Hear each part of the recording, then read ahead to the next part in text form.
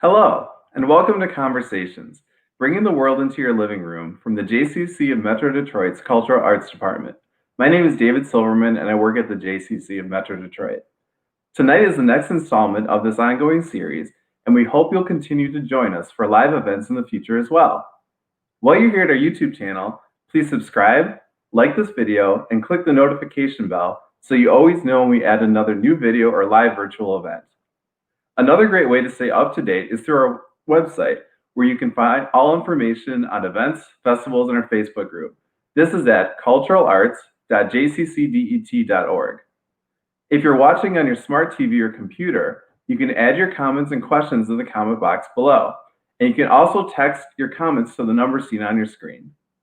The JCC of Metro Detroit is proud to provide you with free virtual events during these challenging times, but we could use your help. If you enjoy this program or other cultural arts presentations, please consider making a donation or becoming a cultural arts patron at our website, culturalarts.jccdet.org. Your support goes directly to the Cultural Arts Department and helps us to continue to produce high-quality, innovative content. And now to this evening's event. Our host for the Conversation series is Alan Maniker.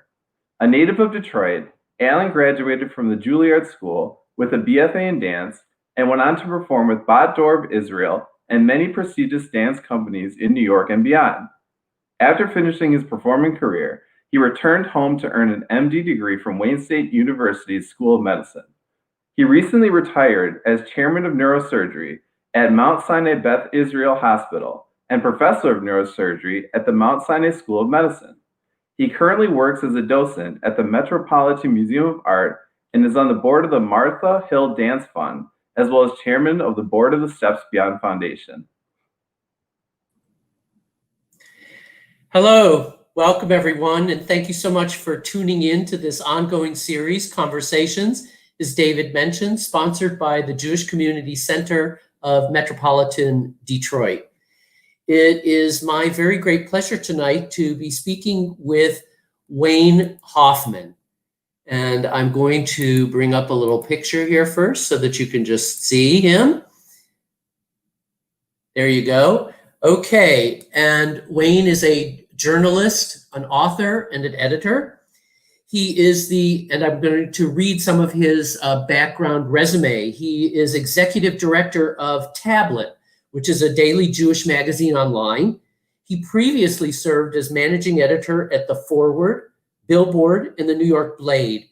He's written about Jewish issues for the Wall Street Journal, Washington Post, and Hadassah Magazine, and his cultural reporting has appeared in dozens of publications. In 2022, Heliotrope Books will publish his family memoir, The End of Her. He's a native of Silver Springs, Maryland, attended both Tufts in Boston and New York University, and lives with his husband, Mark, in the Catskills of upstate New York and New York City. So please join me in welcoming Wayne Hoffman. Hey, Wayne, how are you? I'm good. How are you, Alan? Good. Nice to see you. Good to see you. Are you in the Catskills or are you in New York? I'm in the Catskills. If I was in New York, my whole apartment would fit in this one screen. like a lot of New Yorkers, right? Yes. So Wayne, the first slide that I showed had you listed as a journalist, an author, and an editor. Are those in the right order? Are you first a journalist, second an author, and third an editor, or are they all equal? It depends on the day. It depends on the time of day. If people ask me what I do, I tell them I'm a writer.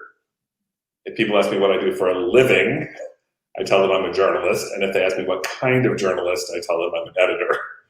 So that's usually the order it comes in. Got it. So you got to ask the right question in order to get the answer. Right. So I noticed that, a lot of your credits surround and currently your current work at the Tablet surrounds Jewish themes and things such as that. Did you grow up in a particularly religious household? I grew up in a traditional conservative, capital C, conservative Jewish household in Silver Spring, Maryland. And I mean, we kept kosher. We went to shul every week. I went to Hebrew school for, I think it was 117 years. I was bar mitzvah to that synagogue. My brother, Scott, is today a conservative rabbi, also in suburban Maryland. And I mean, I went to a Jewish summer camp. I was a Habonimnik. I went to a Habonim summer camp. Where? Which one? I went to Mosheva, which is the one outside DC, which at that point was in West Virginia. Now it's in Maryland again. It's moved. And I guess here's a secret for you, Alan. I was once upon a time a dancer. You wouldn't know it to look at me. I was in an Israeli dance troupe in Washington called Khalil, and performed around the country and performed at the Kennedy Center doing Israeli dance as well. And then I worked at the JCC during the summers. So yeah, everything in life was Jewish. Though I didn't go to a Jewish day school, I went to a public school. But yes, most of my extracurriculars and most of my spare time is filled with Jewish things. Wow. How about that? I didn't know. That's wonderful. I grew up in a very similar sort of household, keeping kosher, going to shul, but not, we didn't go to yeshiva or to a Hebrew day school. We went to Hebrew school after our regular public school. Right. But my family was Camp Tavor.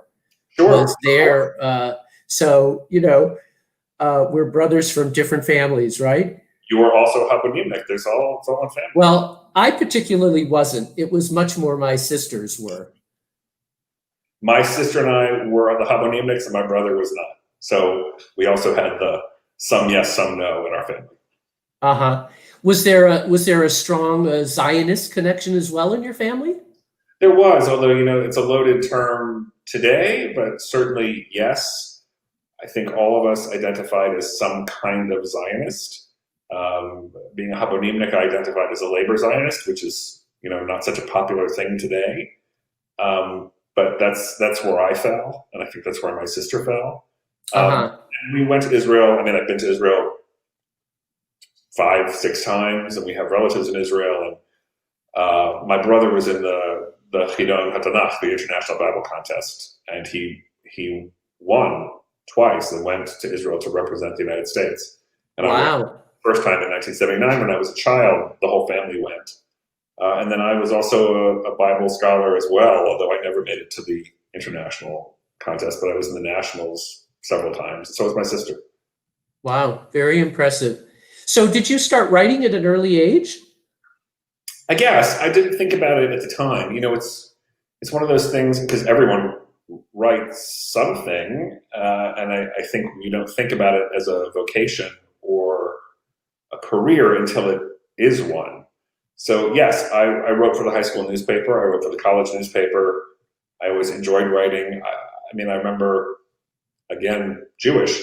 There was a contest when I was in Hebrew school and I was a child to write for a Jewish literary magazine. And I think I won. I was in the magazine when I was in, 4th grade. It's probably the first thing I ever published. I don't know if it exists anywhere, back before the age of computers. But I didn't really think about it. I didn't think of myself as a writer until I became a journalist and people started paying me to write. It sounds crude, but that's when you realize, oh, this is work.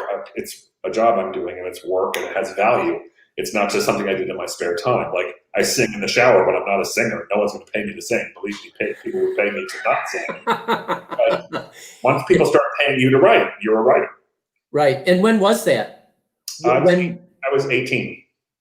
So 18, you began earning money as a writer. Earning money, not earning a living, but I was in college, so I was freelancing, working for the Washington Blade, which was the LGBT newspaper in DC, where I'm from.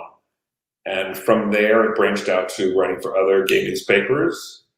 And through grad school, what money I made was as a syndicated columnist working for gay newspapers around the country. I was working for 25 newspapers at once.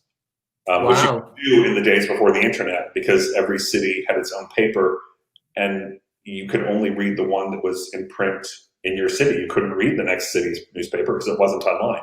So you could write for 25 papers at once. Wow. Excuse me. But so then, what did you do with your first check? I don't remember specifically, but I started off as a pop music reviewer, and undoubtedly I took that first check and bought CDs. I'm positive. I don't know which ones, but undoubtedly that's what I did. So let's talk about the foreword. Yeah. So of course the foreword was the originally the Jewish Daily Forward. Yes. It was founded, I believe, in 1897 as a Jewish and socialist paper. It was in Yiddish. Yes. And then it sort of went through various transformations. I believe in 1990 started the English version. Yes. And now, of course, in 2019, it became fully digital. Yes. Tell us about, when did you arrive at the paper, and what was your time like there? I arrived at the Forward in 2003. So shortly after 9/11, I live in Lower Manhattan. So I watched 9/11 out my window and from my roof. So I lived downtown. I was in the cordon zone. We weren't allowed to leave or enter. Other people weren't allowed to enter. It was horrifying. And sometime after that, my husband and I decided that we needed to get out for a while. And I left my job at Billboard, and we went traveling through Central America for 6 months on just hundreds of buses, just escaping. And when I came back at the beginning of 2003, I looked for work and found there was an opening at the Forward. And as I said in my cover letter, I think that this is shared. As a sort of left-leaning labor Zionist, the Forward was the place. So I started there as managing editor at the beginning of 2003. And yes, at that point, everything was still in print. The internet, we had a website, but it was primarily a print newspaper. And the Yiddish paper also still existed. They were completely separate newspapers. They had essentially no overlapping content. Once in a blue moon, they would pick up an English story and translate it. But for the most part, they were entirely separate publications run by entirely separate staffs. Even though we shared an office space, we were on two halves of the same floor. And it was a really interesting place to work. We had a lot of great writers, a lot of great thinkers, and the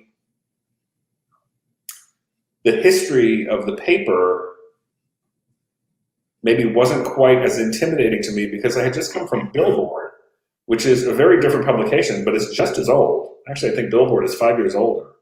If I have my history correct, it's either 5 years older or 5 years younger. I think it's 5 years older. So I'd already been through the weight of working in a publication that had a history that predated my grandparents' births. Really, like this incredible history to build on. And although, again, they're very, very different publications, their legacies both loom very large. And to me, anyway, music and Jewish life are both very important things in my life. And so to be there, I was there for 5.5 years, working with a terrific staff of writers and editors and freelancers, including getting to know the Yiddish side. I mean, my Yiddish is negligible, although I can read Hebrew and I speak a little bit of German. And so between the two of them and the Yinglish I heard growing up, I could sort of I could work my way through a headline and I could work my way through a caption and maybe a paragraph of text. But I could, fudge some of it. But certainly we made connections across the office, whether we were speaking English or Yiddish. It didn't really matter. So where the people that were, sorry, I see the echoing here. The people that were on the Yiddish side, were they strictly Yiddish speakers? They had to speak English as well, didn't they? No, they did not have to speak English as well. That doesn't mean they were strictly Yiddish speakers. I don't think anyone was only a Yiddish speaker, but the other language they spoke was not always English. The editor-in-chief when I was there was Boris Sandler, who was Russian. And he spoke Russian and Yiddish. And yeah, I'm sure he understood some English, but I don't think I ever heard him speak it. And when we had the very rare all forward meetings where all the editors had to come together. Those meetings took place in a very interesting combination of English, Hebrew, Yiddish, and Russian, depending on who was talking to who. But there was no language that everyone in that room spoke fluently. None. Wow. So no. Now the editor today is Rachel Schechter, and she grew up in the States and she speaks English as a first language. Her Yiddish is impeccable, but for her, the second language is English. For Boris, that wasn't the case. Right. So here you have this heritage publication. Were there things that you wanted to do? Was it difficult to make changes? Was there resistance to changes? The challenges weren't so much around sort of the culture or the politics of the place. The difficulties were more with, they weren't specific to the forward. There was a difficulty, I think, that all publications faced, particularly all publications that were more than 5 years old, figuring out how to navigate the internet as the web took over and what that meant for revenue and cash flow as advertising collapsed across the industry. That wasn't only an issue with the forward, that was an issue with Billboard as well. It was an issue in the gay press where I started. Really any print publication went through a lot of Sturm und Drang around that time in the 90s and the aughts, figuring out how to adapt and where to put your resources. Are you a print publication that also has a website? Are you, at Billboard, it was really two separate publications at that point. There was the print magazine and the online magazine, and they had different staffs. At the Forward, when I started, it was a print newspaper that had a website where after we published a story, it would go live online. After I left, that changed. It sort of became the other way around. It became an online publication that once a week would collect the best stories on the web and put them out in print. And now they've gotten rid of the print altogether. But this process is horrible. It's horribly wrenching because it's not just a matter, from a consumer point of view, it's a question of where do you read the story? Did you read it on a piece of paper, or did you read it on a screen? Did you read it on your phone or your computer or your tablet or your iPad? These are technicalities. You read the story, it didn't matter. But from a publishing point of view, the difference in revenue that was possible from print versus the web is the difference between having a staff of 1 and having a staff of 20. It's that dramatic. There was simply not enough revenue from from online to support much of anything, to support the kind of journalism that the Forward did, that Billboard did. You couldn't do it online only. It just wasn't remotely feasible. And that equation has changed slightly today, but it's still a fundamentally different equation than it was for a century with print. So does there feel to be a fundamental difference between the writing that you read in a print versus the writing that you read online? In terms of quality or in terms of the structure of the writing itself? Because in both cases, yes. Okay, can you explain? In terms of the structure and how writing works, there are things that simply work better in print. I don't say this because I'm a Luddite, although you could accuse me of being one, or because I'm old-fashioned or fuddy-duddy. Things like long-form journalism make more sense in print. They simply track better. You lose an attention span after you've scrolled. You've noticed this too. If you've ever read a story on your phone, there's a point past which you're not going to keep reading. You're not going to read a 10,000-word investigative news piece on your phone. No one has the patience or the eyesight for that. It's just not going to happen. Right. That doesn't mean there's something wrong with reading on your phone. It means that once you're reading on your phone or even on a computer, the length of stories changes, the focus of stories changes, the way headlines are written to sort of grab your attention changes because you're no longer reaching people. Look at the old days, meaning like 10 years ago. You would pick up a print publication in your hand. You had the New York Times in your hand. You had Newsweek magazine in your hand. And what you did is you flipped through. The first story was a New York Times story. The next story was a New York Times story. The next story was a New York Times. That you had the New York Times in your hand. You were reading all their stories at once. And you could flip through and choose which ones you wanted to read. That's not how anyone reads anymore. Now you're on Facebook, and different publications and different friends have linked to 500 different articles from 500 different outlets, and you're going to click on one. You don't really care where it came from. In most cases, the headline grabbed your attention, and you go and you read that one story. And then you go back and you read one story from a different publication, and people aren't picking up a whole publication anymore. I mean, we see that at Tablet, where I've worked for the last 12 years, we're online only. We're not a print publication at all. And even in those 12 years, we've seen the change from people predominantly coming to our homepage, which is like picking up the newspaper in your hand and seeing everything we've published that day. That's how it was in the beginning, which again is only 12 years ago. And today that's almost none of our traffic. Most of our traffic is one-offs, people coming from third site referrals or newsletters. And they come directly into a single story and then they leave.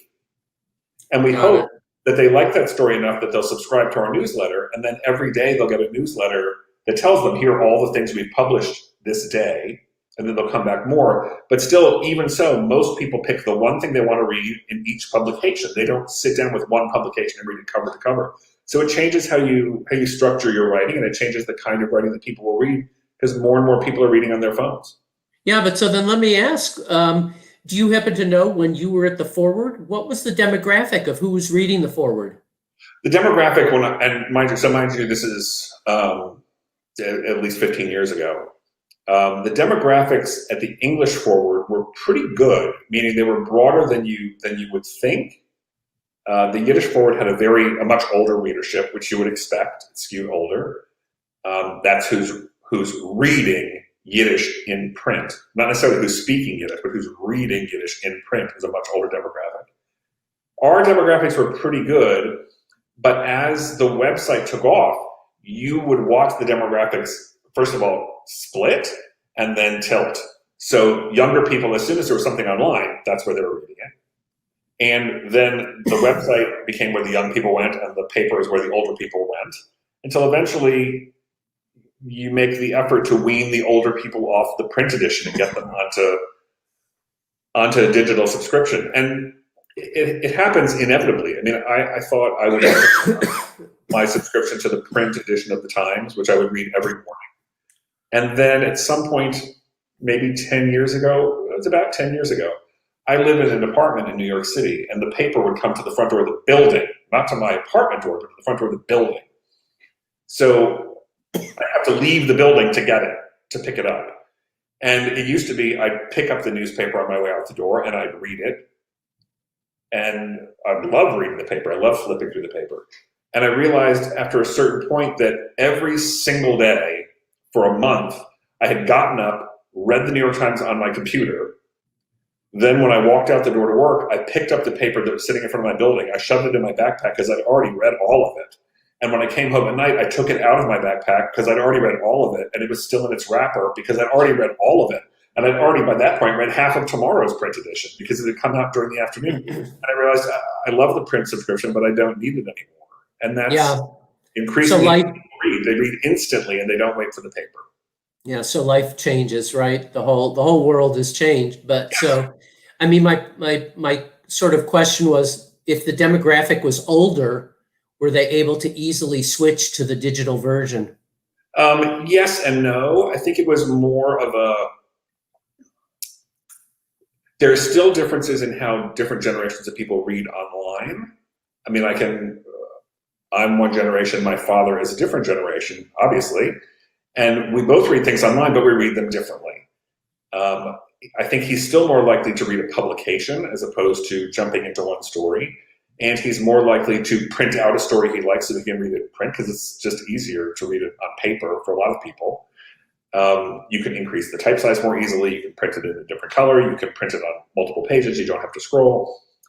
And so it's true that the older demographic held on to print longer. Eventually, it didn't matter. There just wasn't enough upside to keeping print going. The challenge of print, and again, coming specifically from the Forward and from Billboard, the first challenge that hit publications when print went online was loss of ad revenue, because advertising revenue is infinitely larger in print than it is online, infinitely larger. But the second wave that hit 10 years later was the fact that the cost of print is infinitely higher than the cost of digital publishing. So once your ad revenue has declined and there's not as much upside to print, all you're left with is downside. And the downside of print is enormous. It's extremely expensive and cumbersome to publish a print publication, extremely so, and only getting more so. Whereas anyone can print a digital publication. It's not that complicated. It doesn't require that much equipment or expense. It's very simple. Right. Wow. So I'm going to move on because I want to talk about, you wrote an essay for an anthology on the 100 most Jewish foods. So what was your contribution? So I wrote a few things, but I think I know the one you're talking about. So I wrote about chicken. I wrote about seltzer. I wrote about kichel, the little cookies you used to have at Kiddush after Shabbat services. But I also wrote about the used tea. You mean the cookies that my bubby used to have in the bottom drawer of her stove? And when you were a child, you thought they were terrible, and now when you try one, they're delicious, right? That's right. That's right. I had a kichel last month, and I said, I can't believe I didn't always like these. These are delicious. But that's the thing that happens to your taste buds when you turn 40, they become delicious. Right, right. But yeah, the last thing I wrote about was the used tea bag, and I wrote about why that's a Jewish thing, which is something I gleaned from talking to a lot of Jewish people, that it was a commonality in our kitchens growing up. And I use the example of my parents. My parents were and are tea drinkers. They would always have tea in the evening, and I never liked tea. But they would always share a tea bag, and if there were 3 people, they would share the tea bag, and they'd put it on the sink, and the next night they'd use the same tea bag. And when they come to visit me in New York, I keep a small package of tea bags in the cabinet for their visits. And they had come up one year, and my Aunt Marilyn, my mother's sister, was also there. So there were 3 people drinking tea. And I took the tea bag, and I made 3 cups of tea.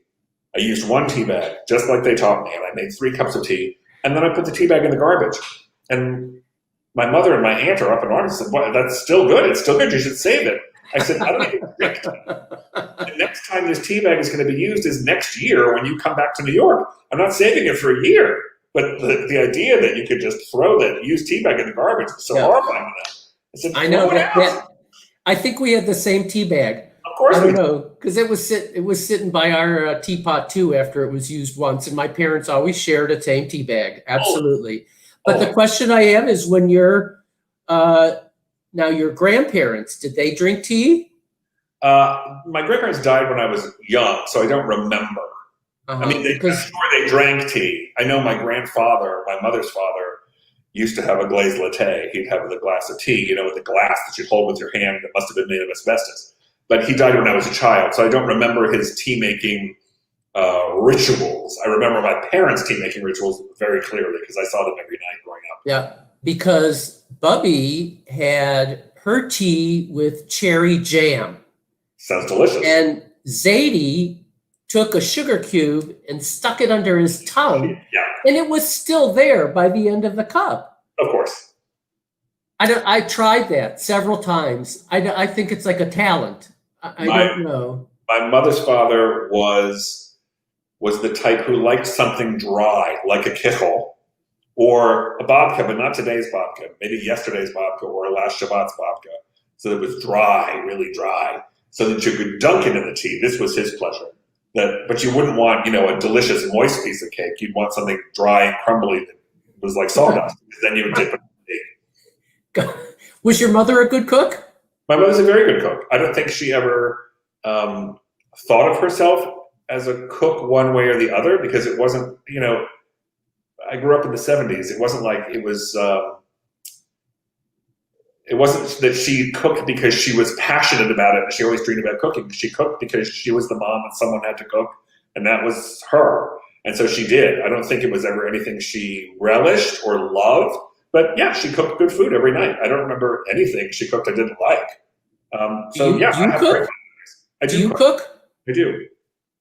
And I think I'm not going to win a competition for the food I make, but it's pretty good. And one of the oddities of this pandemic is that, as opposed to living in the city normally and spending weekends upstate, I've been living in my house with my husband for the last 7 months upstate. So I don't have restaurants to go to. There's no carry out to get, really. And so I've been cooking lunch and dinner every day for 7 months, and I think I've gotten better. Wow, good. Well, so here's a really important question.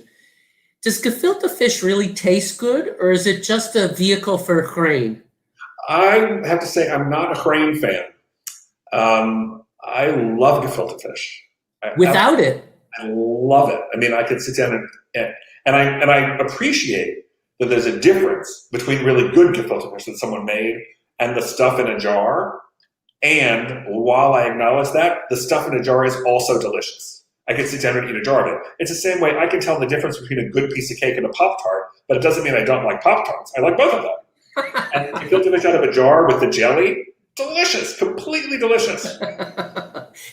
And so, but you eat it without grain? Yeah, I just shovel it in my mouth. I love it. Wow, I'm impressed. I actually like gefilte fish too, but I also like the horseradish with it. So my husband, who's Catholic, was introduced gradually to one Jewish food at a time, and gefilte fish is not something that would normally be in his wheelhouse. It's not the kind of thing he likes. But much to my surprise, he took to it right away. I mean, what's not to like? So you also edited this compilation of essays, poems, and memoirs and photographs that were alumni of Birthright to Israel trips. Any commonalities you could discern between the people that took these Birthright trips? Was there any piece that you found especially moving? The commonality I found, some of this is self-selecting because I edited it, so I chose the pieces that spoke to me. The thing I was looking for, and one of the things I think is a commonality among a lot of the pieces and the photographs and the poems, is that what I was not looking for was, here's the story of my trip. Here's what happened in 10 days on the bus. It's interesting. Those stories are largely similar. Anyone who's been on the trip kind of knows the 10 days are fairly similar. And yes, there are fun things about it, horrible things about it. I've heard it a million times. I've been on that bus. I've been on that bus when I was not the right age. I was much too old to be on that bus, but I was working on this book, and so I took the trip. So I know all about that trip. What I wanted, and what I think the commonality here is that these are people who were on a longer journey in their Jewish lives. And the Birthright trip, in some way, sparked a change, or a turning point, or a confirmation of a journey they were already on. So the trip doesn't start someone's journey, but also the trip doesn't end someone's journey. I was looking for people for whom the trip appeared at a time when they were already wrestling with something, to find out how the trip helped them wrestle. And that's what I was looking for, and that's what I think the commonality is in the pieces. But some of that's self-selecting because that's the story I like. That's the story I find compelling. If you want to talk about what you did on your 10-day trip, seriously, go tell your mama. She wants to hear. That's a great story. But strangers, I think, want to hear about something a little deeper and more profound than how noisy the bus was and how you didn't get any sleep in the Bedouin tents. Right, we all did that. So do you recall any one of them that particularly struck you? There are a lot of that struck me. There's one by Eric Levin about going on the trip as a gay man and sort of learning how to accept yourself and figure out what home means as a gay Jew. There's a piece by Aaron Pribble, who is a baseball player who went to play professional baseball in Israel, which I think is kind of a great story about just how impromptu the so-called professional baseball league was in Israel and what that was like. And there was also, there's a piece by, I went back to look at the anthology because it's been several years, and what I like to see is where some of these people have gone. Like Noah Lederman has written books since then about his family's history around the Holocaust. He's written some pieces for tablet and also written a family memoir. But also Lila Feinberg, who wrote a piece of a play. She wrote a short play inspired by her trip on Birthright, and we ran an excerpt from that play in the book. And one of the things I loved about it was to see how these are young people, to see how adept she was at using dialogue to create character and feeling.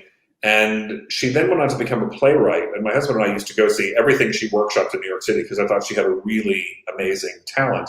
And now she's a television writer. So she moved to LA and she's doing quite well. So go figure. Like, I got this first snippet of a play she wrote about her time on the bus, and now she's writing for television. So I love to watch those kinds of things. Fantastic. So I want to talk a little bit about your novel, Sweet Like Sugar. For those that don't know, it in 2012 won the Rainbow Award for Best Gay Novel and Best Gay Contemporary General Fiction. And it's the story of a gay man and a rabbi, which is just wonderful, fascinating. Where did you come up with this story? So the story, there are two ways to think about it. The background is that I've lived my life as a gay Jew and I pay attention to things and take notes in my head at all times. So that's the background. The immediate impetus was I was working at the Forward. I was the managing editor and I had a couch in my office. That's not because I had such a fancy office. It's because I was there all night editing. And often, for me, I like to lie down on a couch and read something printed on a paper. I edit better that way. I don't know why, but I do. And as I mentioned, the Yiddish paper was on the other side of our office. And one day at work, one of the editors from the Yiddish paper, one of the ones who did speak English, came in with an older man behind him, who I think worked in their production department or their copy desk, someone who worked behind the scenes at the Yiddish Forward. And this editor said to me, "This man is very sick. He really needs to lie down. He won't go home. I've asked him and he won't go. Could he at least lie down on your couch for a while because he's really not doing well?" I said, "Of course." He came in, he laid down on my couch.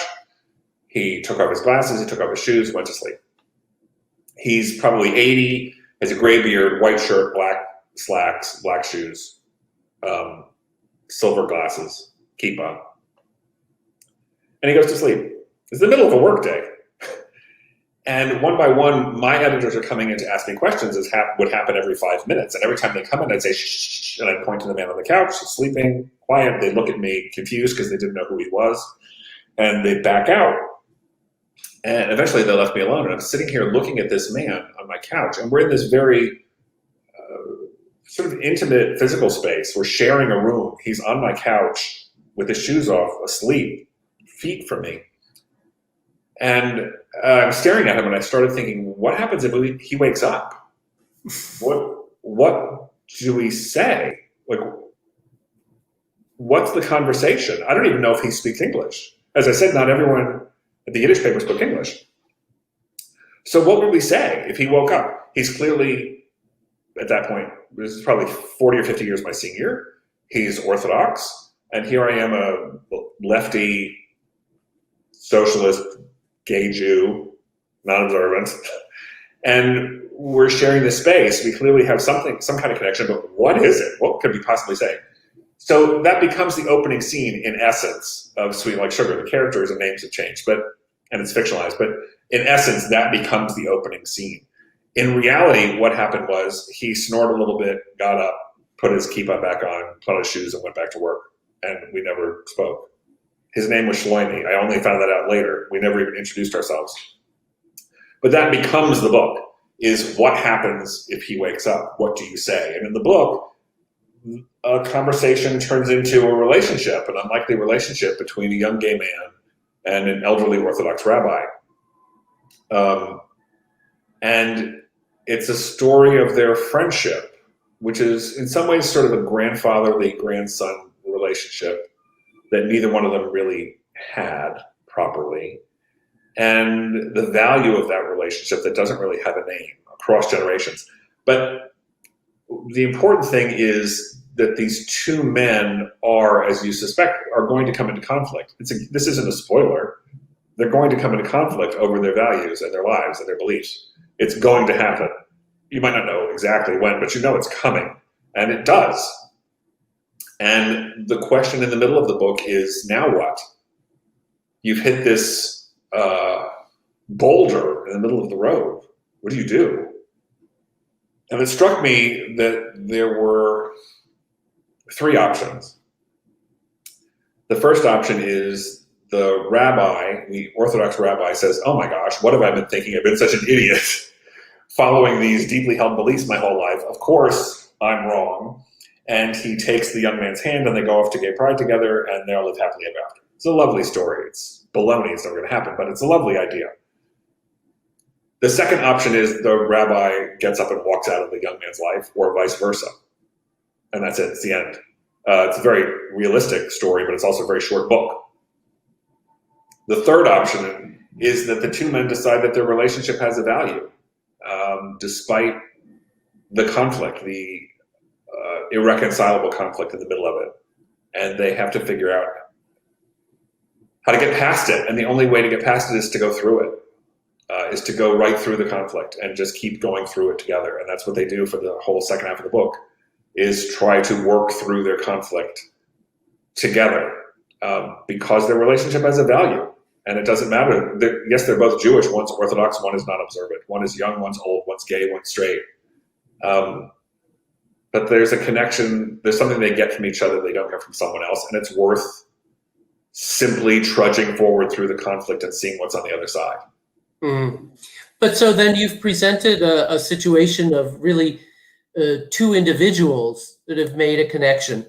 Do you have a belief that there really could be some kind of simpatico between the gay community and the Jewish Orthodox community?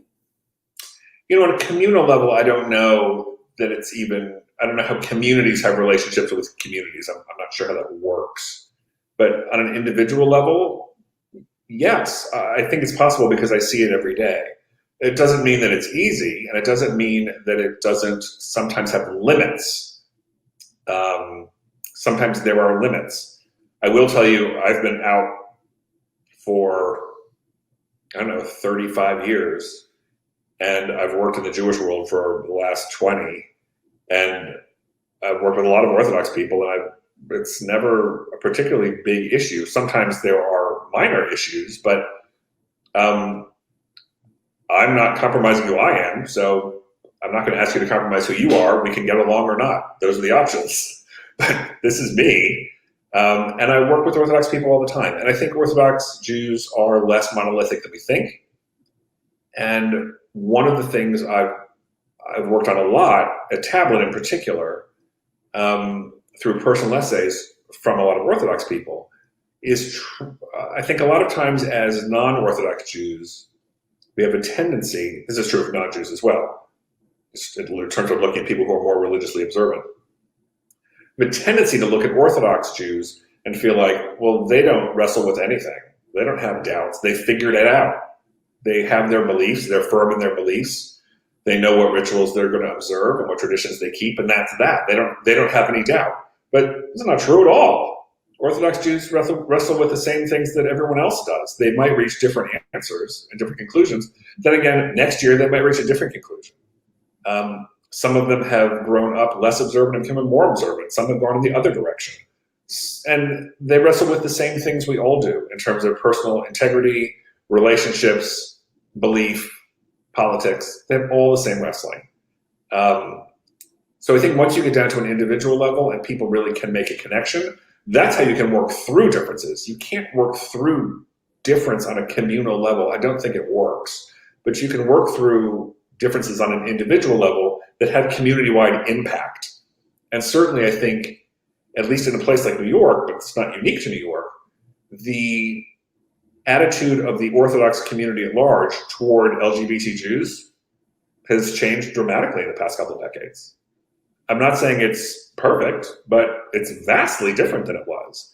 And in whole swaths of Orthodoxy, if not all Orthodox communities, whole swaths of the Orthodox community, it's quite good. And actually plenty of out people in those communities. Now, I'm not talking about Satmar Hasidim is different from modern Orthodox Jews who go to a minyan on the Upper West Side. But if we're talking about Orthodoxy at large, yeah, there's absolutely the chance for common ground of people to work together and move forward. I see it every day. Those are hopeful words. Yeah. Very. So I want to get to your 2022 publication of your memoir, The End of Her, which sounds like a fascinating story. Can you tell us a little bit about it? Yeah, I'll tell you the beginnings of it. So when my mother was growing up in Jersey City, New Jersey in the 40s, she found a photograph of her grandfather with a strange woman. And she asked her mother who the woman was. And her mother said, "That's my mother." And my mother said, "No, it's not. This is not Grandma. I've met Grandma. This is not her." And her mother said, "It's a funny story. The woman you think is my mother is not my mother. That's my stepmother. My biological mother was murdered brutally when I was a child." The story she told my mother was that that in Winnipeg in the early part of the 1900s, that my great-grandmother, my mother's mother's mother, had been breastfeeding her baby outside on the front porch in winter in Winnipeg when a sniper drove by and shot her dead on the front porch, leaving the infant at her breast unharmed. That is the story my mother heard as a child, and she said, "That makes sense." And my aunt heard the story as a child and said, "That makes sense." They grew up believing and repeating this story. I grew up hearing this story from both of them occasionally as they told family stories. I never believed it, but I never said anything. About 10 years ago, my mother was diagnosed with dementia. So she has Alzheimer's disease. And as it was clear she was losing her memory from the beginning. I took him a video camera to get her telling family stories before she forgot all of them. And when we got to this story about the drive-by sniper in Winnipeg, I finally, after all these years, called bullshit. I said, "This never happened. It's clearly not true." And she said, "What do you mean?" I said, "It's clearly a lie. The story is not true." She said, "Well, if that's not what happened, then what happened?"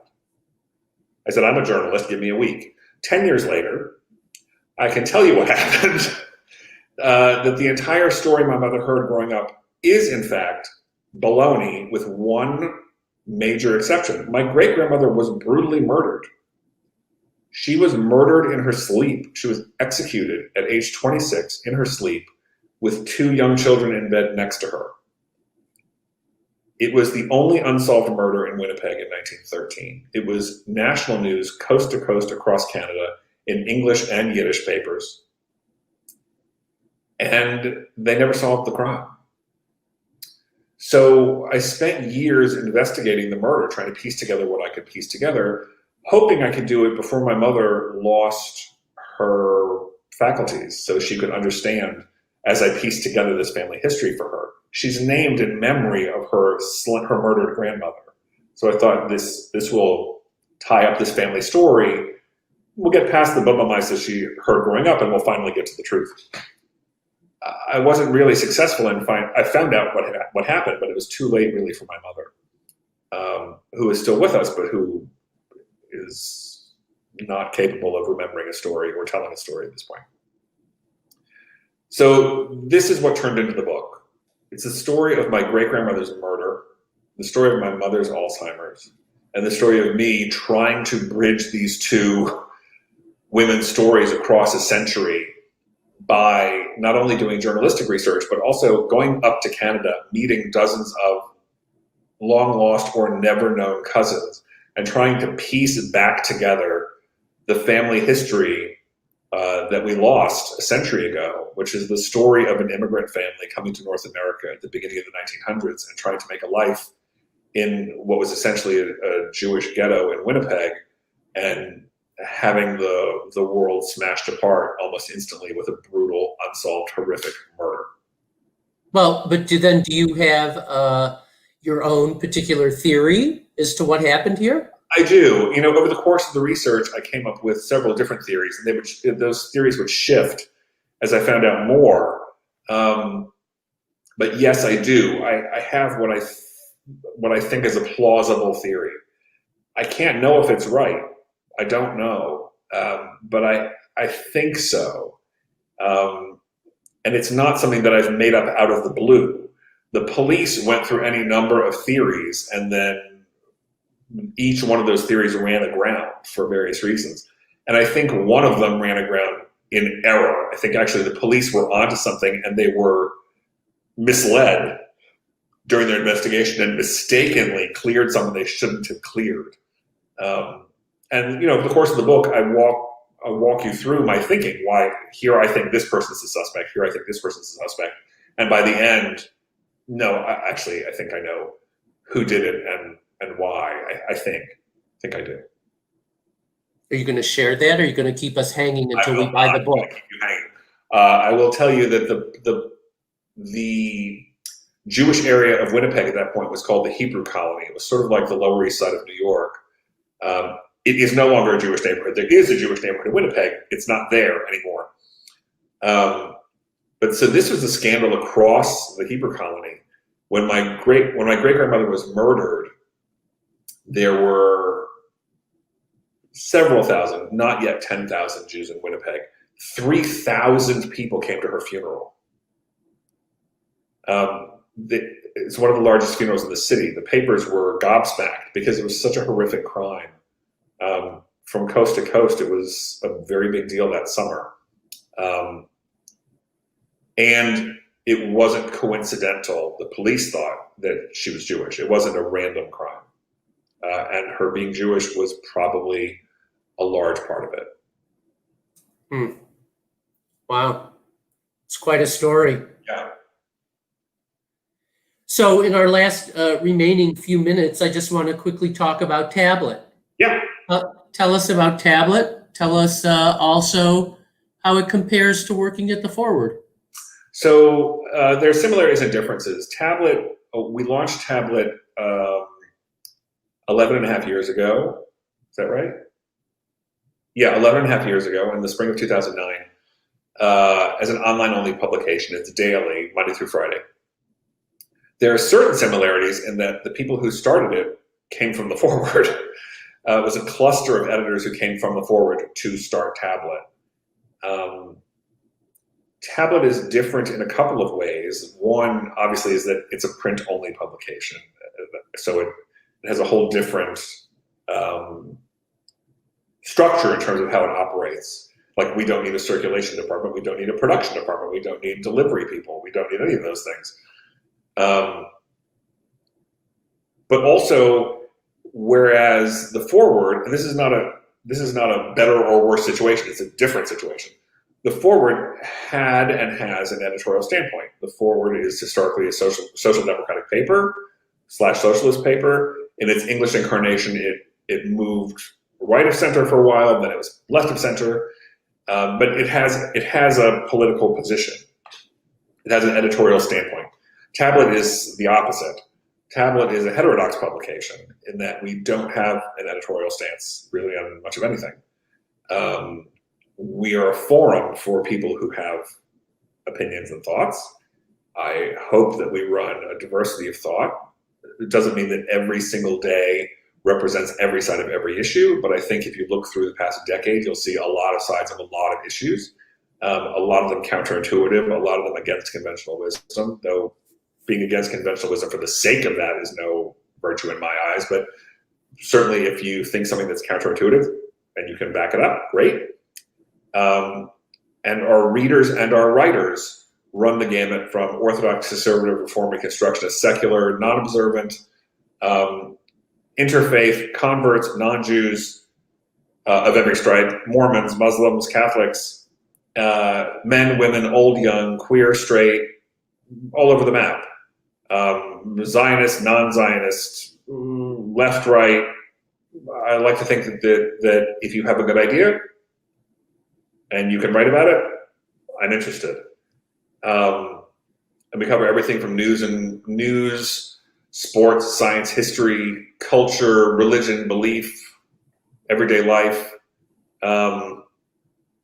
There's another key difference. And again, this isn't a better or worse comparison. It's a different comparison. The vast majority of Jewish newspapers in America historically have been owned and operated and funded by local federations in different cities. That's not a bad thing. It's just a thing. but it means that a lot of local Jewish newspapers have been enmeshed with organizational Jewish life, the organizations that operate, that oversee certain aspects of how the Jewish community functions. The Forward is and was an independent paper, and furthermore, it's not just that it wasn't overseen by a Jewish organization, it actually saw as part of its mission to be the newspaper that looked critically to hold organizations' feet to the fire, to say, what are they actually doing? Where's the money going? What is their agenda actually? As I like to put it, the Forward's role was to show that the emperor has no clothes. Tablet's role is to say, what emperor? We really, as a magazine, tend not to focus a lot on what I call top-down Judaism, which is the organizations that run things and what position papers they issue through their communications departments. There's nothing wrong with Jewish organizations on that level. It's not a complaint. I don't think that's how most Jews live their lives organically. I don't think most Jews live their lives even on a top-down level in terms of their religion. I don't think most people say, I'm an official member of the conservative movement. What is the conservative movement's official position on the following belief and practice? I will read their most recent opinion relating to that subject, and that is how I will behave. I don't think that's how most Jews in America act. I don't think it's how they behave. I don't think it's how they observe. I think most American Jews tend to have their own set of beliefs, their own set of practices, and then go see if there's an organization or a synagogue or a movement that reflects those beliefs, and maybe they'll join or dip their toes in, and maybe they'll join two organizations that would seem to be mutually exclusive, but they're not to a particular person. That maybe it makes sense that one person is an ardent Zionist but also doesn't keep kosher, or does keep kosher but is reformed, or belongs to a chavurah and not a synagogue at all, or is unobservant but very committed to Judaism as a culture. They're all different ways that Jews build their identities and their practices. And a tablet, what I think we're trying to do is show how Jews operate from the bottom up, how Jews live their lives Jewishly, regardless of who's on top, telling them how they should behave and believe. There's plenty of other newspapers that cover those things, and more power to them. That's not what I'm setting out to do at Tablet. I'm looking at how individuals are living their Jewish lives. Wow, excellent. Believe it or not, Wayne, our hour is up. I'm just curious if there were any questions. I don't see any in the comments. So I guess that leaves me just a few minutes to say thank you so much for joining me. My pleasure. For this journey through the journalist, the editor, and the author that you are, and your insights into modern Judaism, past Judaism, future Judaism. And once again, thank you so much, Wayne. It's been a pleasure. Thank you. A pleasure to be here. All right. Okay, David. Back. Thank you, everyone, for joining us, and a big thank you to our guests this evening. Please don't forget to like, share, and subscribe to make sure you never miss another live virtual event. Thank you again to our guests, and have a great night.